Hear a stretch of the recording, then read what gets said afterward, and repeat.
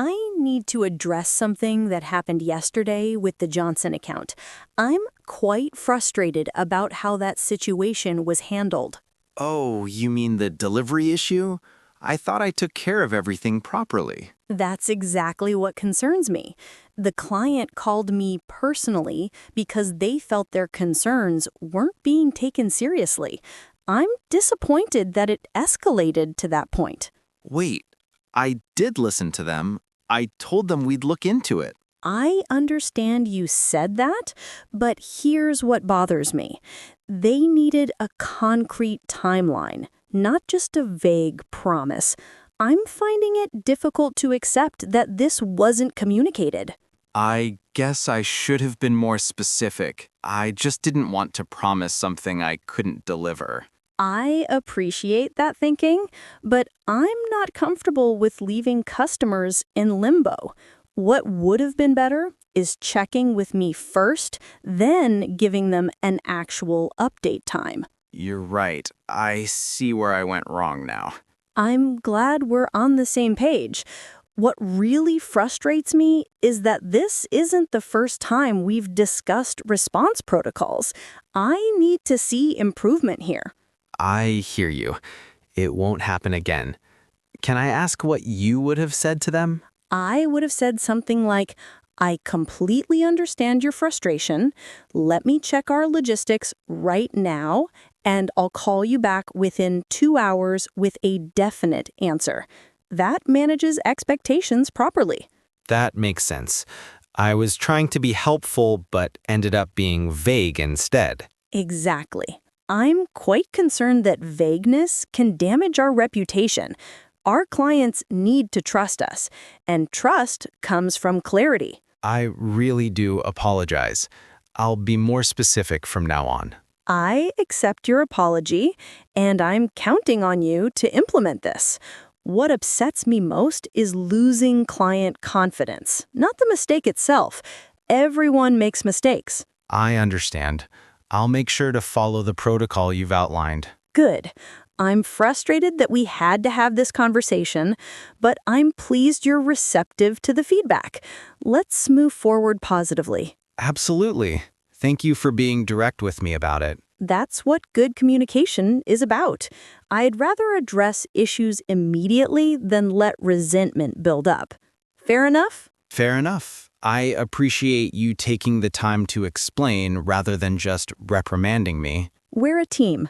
When one of us struggles, we all feel it. I'm hopeful this will strengthen how we work together going forward. It will. I'm committed to doing better. That's what I needed to hear. Let's get back to work and show the Johnsons why they chose us in the first place. We need to talk about what happened during yesterday's client presentation. I'm rather upset about how things unfolded. The presentation? I thought it went really well. The client seemed satisfied. The outcome was fine, but I'm bothered by the process. You made several decisions on the spot without consulting me first, and frankly, that troubles me. I was just trying to keep things moving smoothly. You seemed busy with the technical demo. I understand your intention, but I'm not okay with being bypassed on key decisions.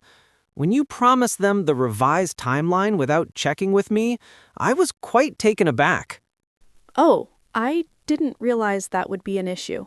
I thought I was helping you out. I appreciate the initiative, but here's what concerns me deeply. We had agreed I would handle all timeline commitments because I have the full resource picture. I'm finding it difficult when that agreement isn't respected. I see your point. I guess I overstepped. I just saw an opportunity to close the deal and took it. That's entrepreneurial thinking, and I value that. However, I'm quite frustrated when boundaries we've established get ignored, even with good intentions. I truly didn't mean to undermine you. How should I have handled it? What bothers me less would have been if you'd said to the client, "That sounds feasible, but let me confirm with our project manager and get back to you by end of day."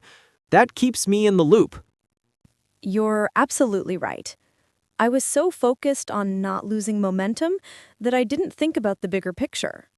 I'm concerned because this creates a precedent. If team members think they can commit resources without coordination, we'll end up overextended and unable to deliver. That scenario really worries me. I hadn't considered the ripple effect. I'm sorry for putting you in that position. I accept that, and I'm glad you understand now. What upsets me is having to rework schedules because commitments were made prematurely. It affects everyone's workload. How do we fix this going forward? I don't want to seem unresponsive to clients either. That's a fair question. I'm not suggesting you can't engage with clients. What I'm asking for is a quick check-in before making firm commitments. Even a brief text message would suffice. That's reasonable. I can definitely do that. Would you want me to loop you in during the meeting or after? During would be ideal if it's a major commitment. For smaller items, after works fine. I'm troubled when we appear uncoordinated to clients, so real time is better.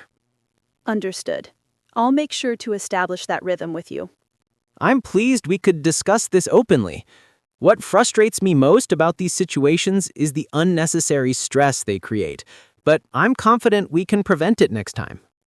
Absolutely. Thanks for addressing it directly, rather than letting it fester. That's the only way to work effectively. I'm hopeful this will actually strengthen our collaboration, because now we have clear guidelines. I feel the same way. I'm committed to making this work smoothly. Excellent! Let's put this behind us and focus on delivering an outstanding project. The client deserves our best coordinated effort. Agreed. I won't let you down. I need to discuss something serious with you about last Saturday's dinner service. I'm genuinely upset about what I observed. Saturday, we got through a massive rush. I thought we handled it pretty well considering. The speed was impressive, but I'm deeply concerned about the quality compromises I noticed. 3 dishes went out that didn't meet our standards. Which dishes? I didn't hear any complaints from customers. That's part of what bothers me. Just because customers didn't complain doesn't mean we should accept mediocrity. I saw that salmon was overcooked and the risotto was gummy. We were slammed. Sometimes you have to make judgment calls to keep the tickets moving. I understand pressure, but I'm not comfortable sacrificing our reputation for speed. What frustrates me is that we've built this restaurant on consistency, and I saw that crumbling on Saturday. You're being a bit harsh. It was 2 dishes out of maybe 100 that night. I'm troubled by that attitude. 2 dishes represent 2 customers who didn't get the experience we promise. That concerns me greatly because word of mouth can destroy what took years to build. All right, I see your point. I should have remade them. I was just worried about ticket times backing up. I appreciate you acknowledging that. Here's what really upsets me, though. When I mentioned it to you during service, you brushed me off. That lack of receptivity bothers me more than the initial mistake. I was in the weeds. I probably didn't hear you properly over all the noise and chaos. I'm not entirely convinced that was just about the noise. I've noticed a pattern where quality concerns get dismissed when we're busy. I'm finding this trend quite worrying. That's not fair. I care about quality as much as you do. I want to believe that, but I'm struggling with the gap between what you say and what I observed. Help me understand your thinking. Why did those plates go out? Honestly, I thought they were acceptable. Not perfect, but acceptable given the circumstances. That's where we differ fundamentally, and it bothers me. I never want acceptable to be our standard. I'm passionate about excellence, and I need my head chef to share that unwavering commitment. You're right. I let the pressure get to me and lowered my standards. That's on me. I'm glad you're owning it. What concerns me going forward is making sure this doesn't become a habit. How do we prevent this? Maybe we need to hire another line cook for weekend rushes. That would take some pressure off. I'm open to discussing staffing, but I'm also concerned about the attitude shift I saw. Even with limited staff, I need you to hold the line on quality. That's non-negotiable. I understand. I'll be more vigilant even during rushes. If something's not right, I'll remake it regardless of the backup. That's exactly what I need to hear. I'm counting on you to be the quality guardian in that kitchen. When I can't be watching every plate, I trust you to uphold our standards. You have my word. It won't happen again. I appreciate that commitment. I'm not trying to be difficult. I'm just protective of what we've built together.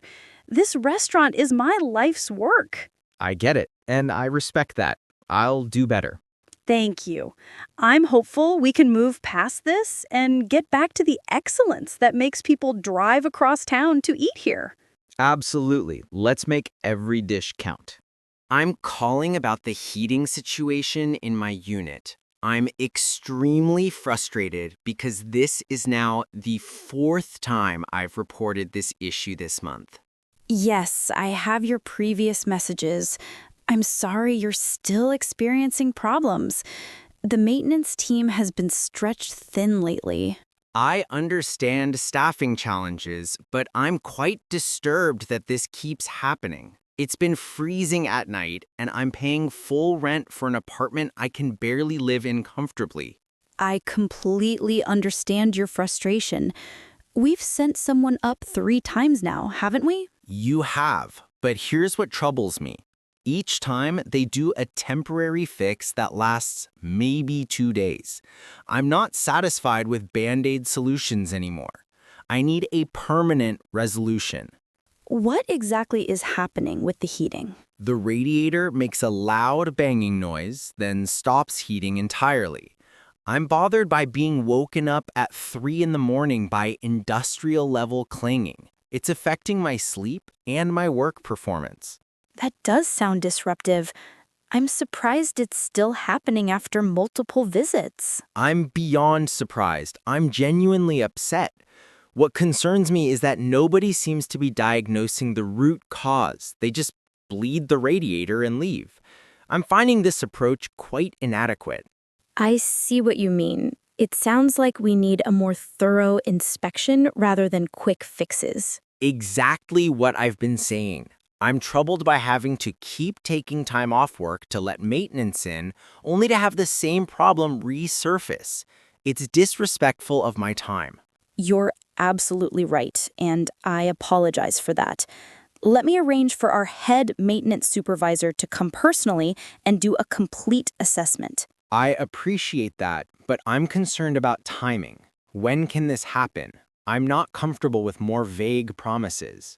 I can have him there tomorrow afternoon. Would 2 o'clock work for you? Tomorrow works, but here's what bothers me.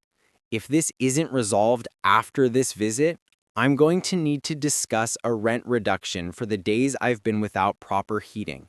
I'm quite serious about that. I understand, and that's fair. Let's see what the supervisor finds first. I'm confident he'll identify the real issue. I'm hopeful but skeptical at this point. What frustrates me most is that I've been a good tenant for 3 years, paying on time, never complaining about minor things. But this isn't minor anymore. I recognize that, and I value you as a tenant. This shouldn't have dragged on this long. I'm disappointed in how our maintenance team has handled this. I'm glad you see it that way. I'm not trying to be difficult, but I'm quite firm that this needs proper resolution. I'm considering my options if it continues. I don't want it to come to that. Let's get this fixed properly.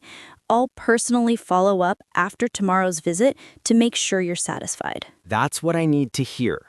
I'm counting on you to oversee this personally rather than delegating it away again.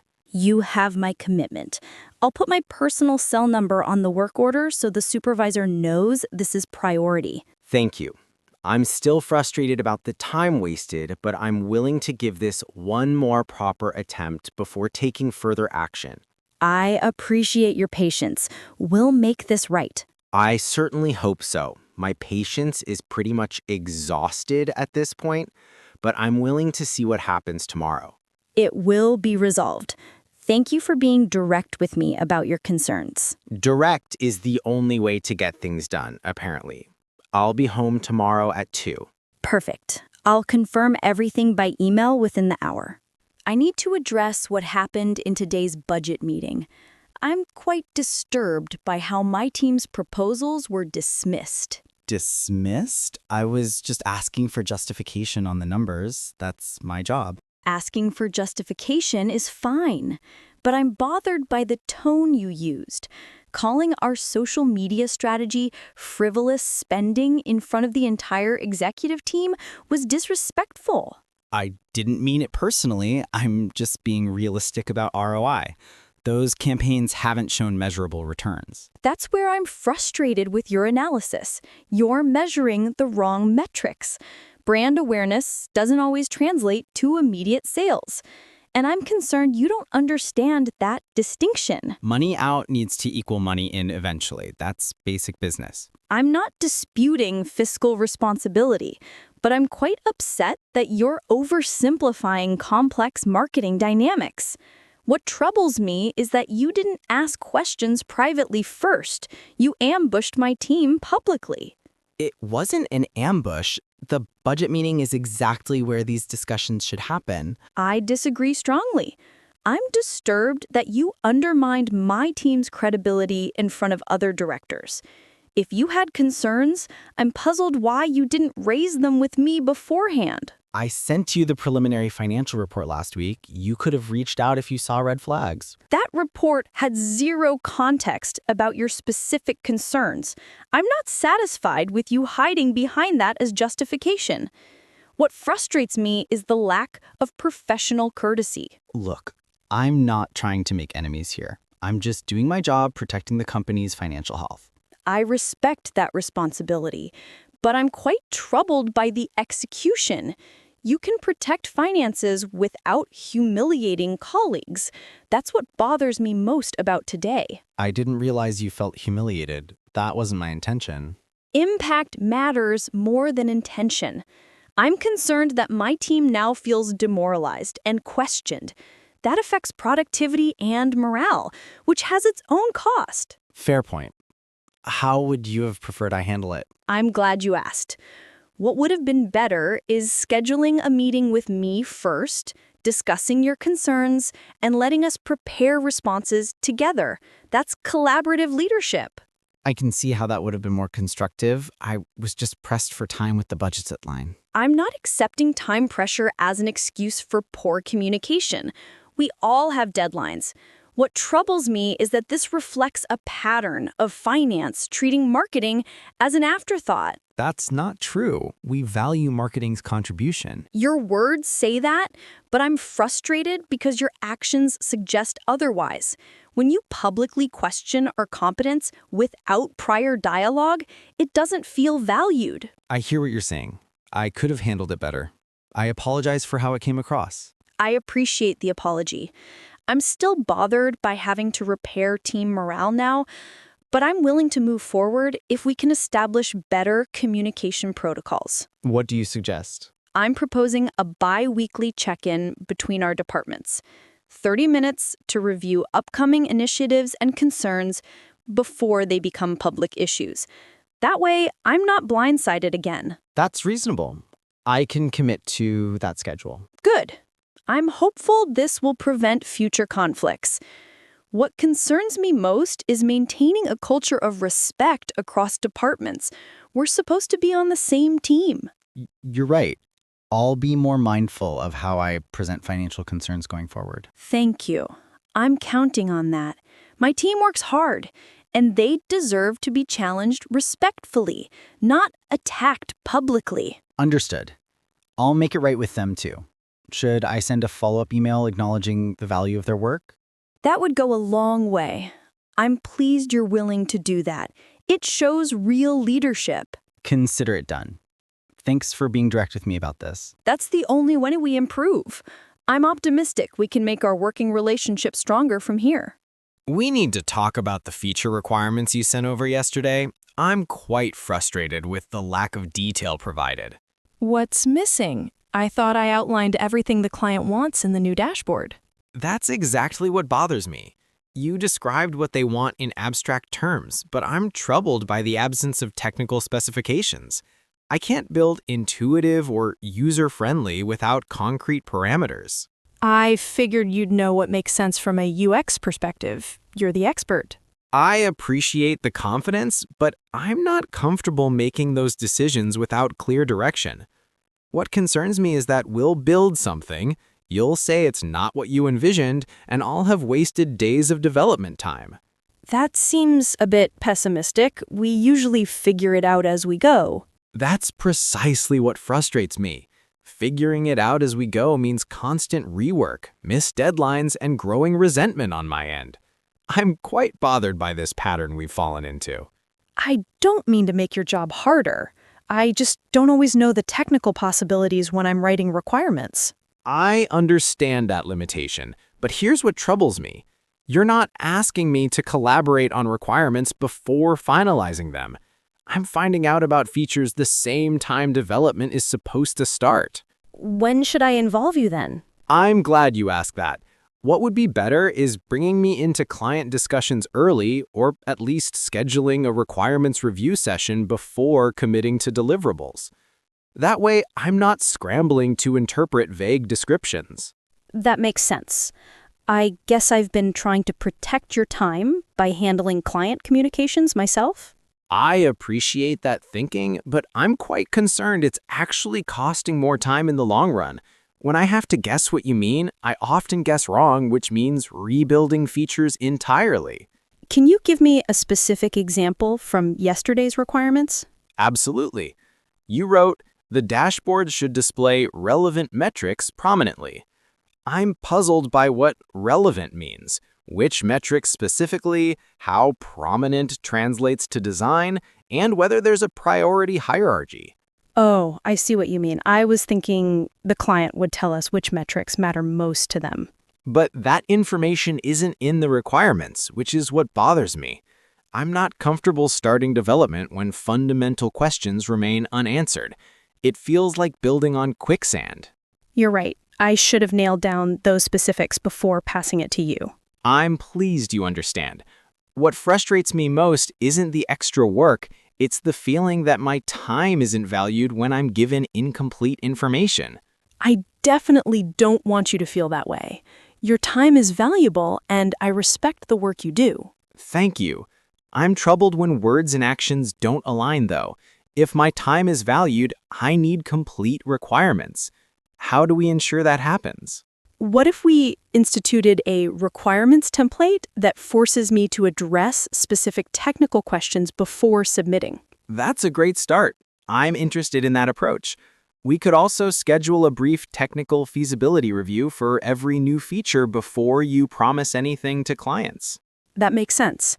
15 minutes to gut check whether something is possible within their timeline and budget. Exactly. I'm hopeful this will prevent the frustration we both experience.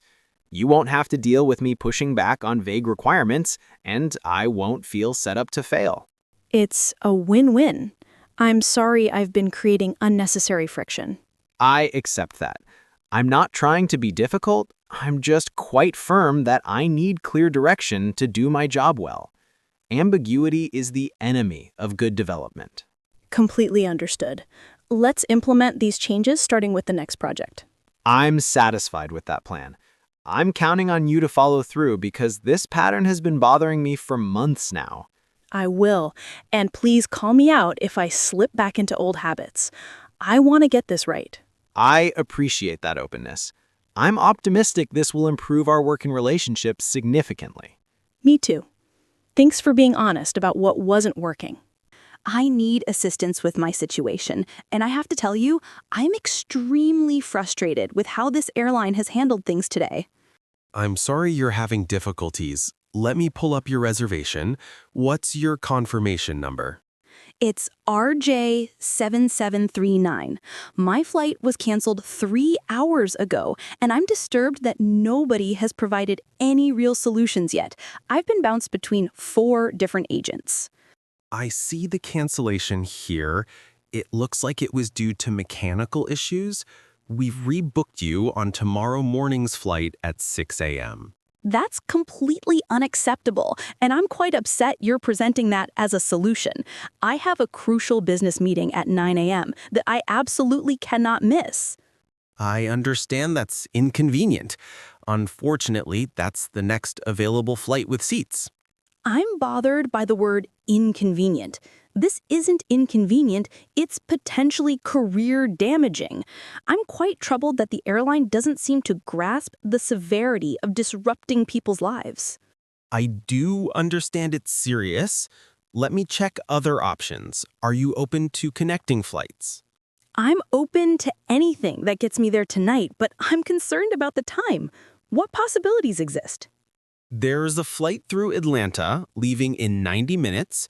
You'd arrive at 11:30 tonight instead of 9 p.m. as originally planned. That would work. I'm puzzled why that wasn't offered initially.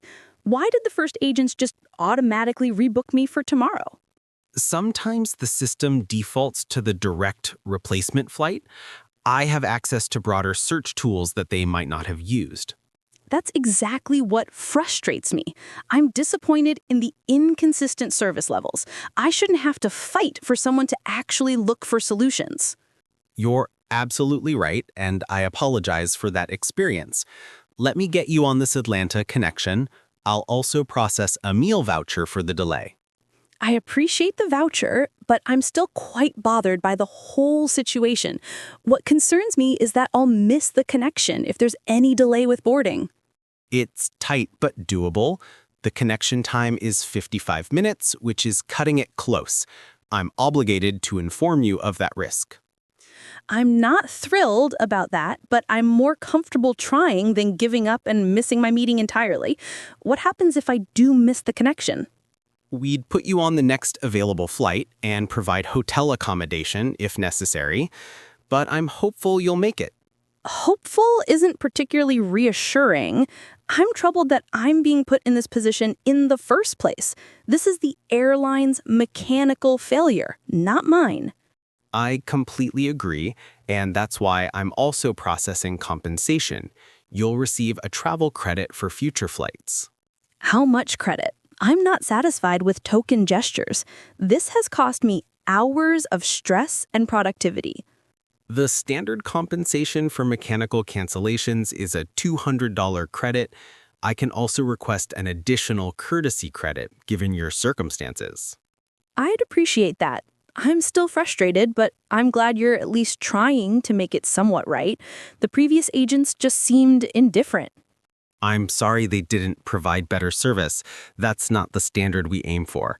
Is there anything else I can help with for this journey? I'm concerned about my checked luggage. Will it make the connection, or am I going to arrive without my presentation materials? I'm tagging it as priority transfer. The ground crew will be alerted to move it quickly between flights. That's good to hear. I'm quite anxious about this whole thing, honestly. What troubles me most is the uncertainty. I completely understand. I'm noting your contact information, and I'll personally monitor your connection. If there are any issues, I'll call you directly. That's actually reassuring. Thank you for taking that extra step. I'm still not happy about the situation, but I'm glad you're being thorough. It's the least I can do. You deserve reliable service, and today we fell short. I want to make sure the rest of your journey goes smoothly. I appreciate that. I'm counting on this working out because I really can't afford for it not to. I'm confident it will. Your new boarding passes are printing now, gate B12, and it's already boarding. Already boarding? I need to run then. Thank you for actually solving this instead of just making excuses. You're welcome. Safe travels, and again, my apologies for the disruption. Thanks for the feedback on the logo concepts. I need to discuss some of your comments, though, because I'm quite concerned about the direction you're suggesting. Which comments? I thought I was pretty clear about what needs to change. You were clear, but I'm troubled by the requested changes because they contradict established design principles. When you asked for 5 different fonts in one logo, I'm obligated to explain why that's problematic. I just want it to have more personality. The current version feels too plain and boring to me. I understand wanting personality, but I'm frustrated that plain is being equated with bad. What you're calling plain is actually called clean and professional. I'm concerned that adding more elements will make it cluttered and amateur looking. But I'm paying for this, so shouldn't I get what I want? You're paying for my expertise, not just my execution time. What bothers me about that comment is it suggests design is just about personal preference. I'm quite firm that there's more to it than that.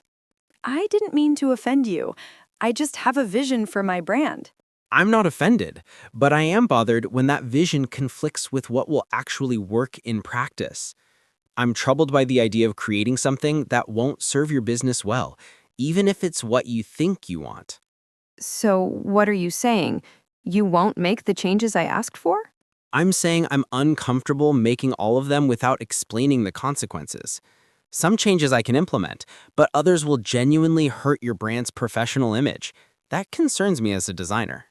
Can you give me specific examples? Absolutely. You asked for Comic Sans in the tagline. I'm quite disturbed by that choice because Comic Sans is widely regarded as unprofessional and overused. It will make your luxury spa brand look unserious. I didn't know it had that reputation. I just thought it looked friendly. I appreciate the intention, but I'm troubled that choosing fonts based solely on looking friendly ignores typography's psychological impact. What would be better is a rounded sans serif that conveys warmth while maintaining sophistication. Okay, I see your point on that one. What about the color changes I suggested? The neon green background concerns me deeply. I'm bothered because it will be difficult to read the text against it, and it doesn't align with the calming aesthetic spas typically use. I'm not comfortable with that choice. But I want to stand out from other spas. Everything in this industry is blues and neutrals. Standing out is valuable, but I'm frustrated when different becomes the only criterion. What troubles me is creating something memorable for the wrong reasons. You want people to remember quality service, not jarring visuals. So how do we stand out then? I'm glad you're asking. What I'm suggesting is standing out through unexpected elegance. Perhaps a sophisticated terracotta or sage green, something natural but distinct. That way you're different without being garish. I like that thinking. I guess I was trying too hard to be bold. Bold has its place, but I'm concerned it's being confused with loud in your requests. What bothers me is that loud will attract attention briefly, but elegant will build lasting brand recognition. You're making sense. I'm sorry if I came across as difficult. I'm just anxious about getting this right since it's expensive. I understand that anxiety, and I'm not trying to be stubborn. I'm quite protective of both your investment and my portfolio. If I create something that doesn't work well, we both lose. That's fair. I appreciate you pushing back, actually, even though it was hard to hear at first. I'm pleased you're receptive. What frustrates many designers is clients who won't accept professional guidance, then blame us when results disappoint. I'm trying to prevent that. I get it now. So what's the next step? Should I write new feedback based on what we've discussed? That would be helpful. I'm also happy to schedule a call to walk through the psychology behind design choices. That way, you'll understand the why behind my recommendations. I'd really appreciate that. I'm realizing I don't know enough about design to be making these decisions alone. That's a mature insight. I'm not saying your input doesn't matter. It absolutely does. I just need you to trust my expertise on how to implement your vision effectively. I do trust you. I'm sorry for being so demanding with specific changes without understanding the implications. No apology necessary. I'm satisfied that we've had this conversation because now we're aligned. I'm confident the final result will exceed your expectations. I'm feeling much better about this too. Thanks for being patient with me.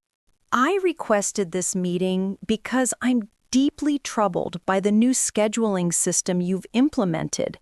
It's creating serious problems for patient care and staff well-being. I've heard some concerns, but the data shows we're actually improving efficiency. Coverage gaps have decreased by 12%. I'm quite disturbed that you're citing statistics while ignoring the human reality. What those numbers don't show is that nurses are being stretched dangerously thin. I'm genuinely concerned about patient safety. We've maintained the minimum staffing ratios required by regulation. The system ensures that. Meeting minimum requirements isn't the same as providing adequate care, and I'm frustrated that you don't seem to recognize that distinction. What troubles me is that you're measuring success by compliance rather than quality. Quality metrics haven't shown any decline. Patient satisfaction scores are stable. That's precisely what concerns me. Scores are stable now, but I'm worried we're heading toward a crisis. When experienced nurses are burning out, that lag will eventually show up in outcomes. I'm bothered that we're not being proactive. What specifically is causing the burnout? Help me understand the operational issues. I'm glad you asked. The new system doesn't account for patient acuity. It treats all shifts equally, but some patient loads are exponentially more demanding. I'm troubled that this nuance was ignored in the design. The system pulls from average patient complexity data. It should account for that. Averages don't work in healthcare. What concerns me deeply is that on Tuesday, I had one nurse covering 8 high acuity cardiac patients when the safe ratio is 5. That's dangerous, and I'm quite upset it's being allowed by the system. Why didn't you request additional coverage in the moment? I did. I was told no additional staff were available and to make it work. That response bothers me tremendously because it puts both patients and staff at risk. I'm not comfortable with that expectation. I wasn't aware coverage requests were being denied. That's concerning. What else is happening that I don't know about? I'm troubled by how disconnected you are from floor operations. Nurses are skipping breaks, staying late unpaid, and experiencing anxiety about keeping patients safe. I'm finding it difficult to retain good staff under these conditions. We've actually saved significant money with the new scheduling efficiency. Those savings could go toward hiring more nurses. That would be wonderful, but I'm skeptical given past promises. What frustrates me is that we're told to do more with less constantly. Then when we express concerns, we're told solutions are coming. I'm not seeing those solutions materialize. I hear your frustration. What would better support look like from your perspective? I'm glad you're willing to listen. First, I need the ability to override the system when patient acuity requires it. I'm troubled that floor managers currently can't make real-time adjustments. That seems reasonable. What else? I'm quite concerned about mandatory overtime being assigned through the algorithm without considering individual circumstances. Nurses with childcare needs are being scheduled unexpectedly, creating impossible situations. The system is supposed to distribute overtime fairly, based on previous hours worked. Fair on paper, but I'm bothered that it doesn't consider life realities. What would be better is allowing nurses to opt in for extra shifts rather than mandating them. That respects their autonomy. I can see how that would improve morale, though I'm concerned about filling shifts if we can't mandate overtime. I'm confident we'd have volunteers if the compensation was appropriate. What troubles me is that overtime pay hasn't increased in 5 years, despite inflation and increased job demands. That's demoralizing. Budget constraints limit what I can authorize for wage increases. I understand constraints, but I'm quite firm that something has to give. I'm losing experienced nurses to other hospitals with better conditions. That turnover costs more than retention incentives would. You're making a compelling financial argument. Let me take this to the board with specific proposals. What are your top 3 priorities? I appreciate you asking. First, manual override capability for scheduling. Second, opt-in overtime with increased compensation. Third, acuity-adjusted staffing ratios built into the system. I'm not budging on these being necessities, not wishes. I'll present those as essential operational improvements tied to risk management and retention. That language tends to resonate with the board. Good. I'm counting on you to advocate strongly because I'm quite troubled by the direction things are headed. Nurses are my colleagues and friends, and I'm watching them suffer. I'm hearing you, and I'm committed to making changes. I apologize for being too focused on metrics without understanding the floor impact. I appreciate that acknowledgement. I'm hopeful we can turn this around before we lose more good people or have a serious patient safety incident. Me too. Thank you for being direct about these issues. I needed to hear it plainly. We need to have a serious conversation about the work completed last week on my bathroom renovation. I'm extremely frustrated with what I discovered. What's the issue? I thought everything was completed to your satisfaction when I left. That's part of what bothers me. You asked if I was satisfied, but I'm troubled that you didn't mention the crack you created in the tile. I found it after you left. What crack? I didn't see any damage to the tiles. It's behind the toilet, which I'm guessing is why you hoped I wouldn't notice it immediately. I'm quite disturbed by the idea that you might have hidden it intentionally.